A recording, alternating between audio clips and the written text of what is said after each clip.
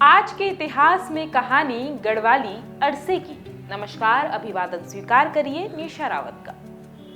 गढ़वाली शादी में जाएं और अरसे ना खाएं, ये तो मुमकिन नहीं है। जी हाँ, उत्तराखंड राज्य के गढ़वाल मंडल में जब भी कोई शादी ब्याह जैसे शुभ काम होते हैं तो अरसे की मिठास लोगों की जुबान पर आ जाती है। गुड़ और चावल को पीस कर बनाए जाने वाले इन अरसों का गढ़वाली शादी में होना इतना ही जरूरी है जितना होली में रंग का होना। गढ़वाल जाएंगे तो पता चलेगा कि इन अरसों का इतिहास सदियों पुराना है।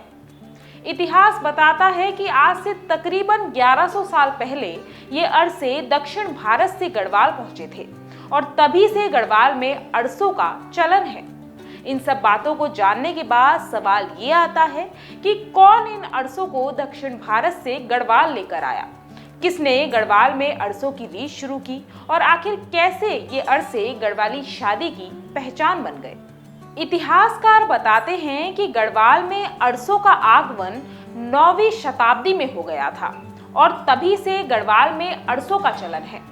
शादी ब्याह जैसे समारोह में अरसे केवल बनाए नहीं जाते बल्कि बांटे भी जाते हैं। इसके अलावा इन गढ़वाली अरसों से एक धार्मिक आस्था भी जुड़ी है।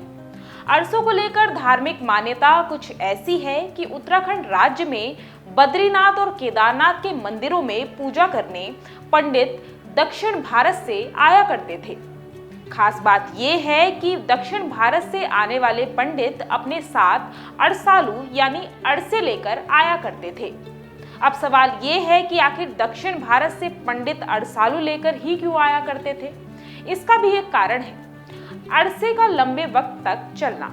दरअसल अरसालू या कहे अरसे जो होते हैं वो लंबे समय तक खराब नहीं होते, क्योंकि ये गुड़ और चावल जैसे खराब ना होने वाले पदार्थों से बनते हैं।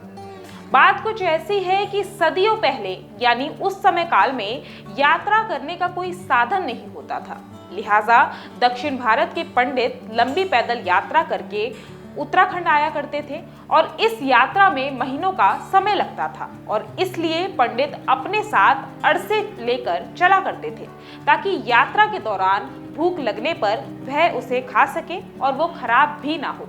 कहते हैं कि दक्षिण भारत के ब्राह्मण पोटली भर भर के अपने साथ अरसालू गढ़वाल लाया करते थे और धीरे धीरे इन ब्राह्मणों ने गढ़वाल के स्थानीय लोगों को अरसालू बनाने की कला सिखाई थी और कुछ इस तरीके से गढ़वाल में अरसालू या कहे अरसों का आगमन हुआ।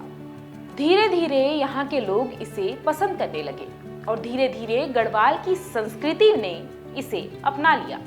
शादी समारोह में इन्हें खास महत्व दिया जाने लगा और ऐसे दक्षिण भारत का वो अरसालू गढ़वाल का अरसा बन गया। नाम बदला तो स्वाद में भी बदलाव आया। दक्षिण भारत और गढ़वाल के अरसालू में काफी फर्क है। वो ऐसे कि गढ़वाल में अरसा गन्ने के गुड़ के इस्तेमाल से बनता है, लेकिन कर्नाटक में इसे बनाने में खजूर के गुड़ का इस्तेमाल होता है और इसलिए इसके स्वाद में फर्क आ जाता है। खैर, स्वाद जैसा भी हो, लेकिन ये बात तो सच है कि गढ़वाल के अरसे लोगों को पसंद बहुत आते हैं। शादी में जब औरतें घरों के बाहर चावल पीसती हैं तो मीठे गुड़ की मिठास जुबान पर आ जाती है और कुछ इस तरह से ही ये अरसे गढ़वाली शादी की पहचान बन जाते हैं। आज के इतिहास में इतना ही। कल फिर मिलेंगे एक नई कहानी के साथ। आज ही डाउनलोड करें देवभूमि इनसाइडर ऐप।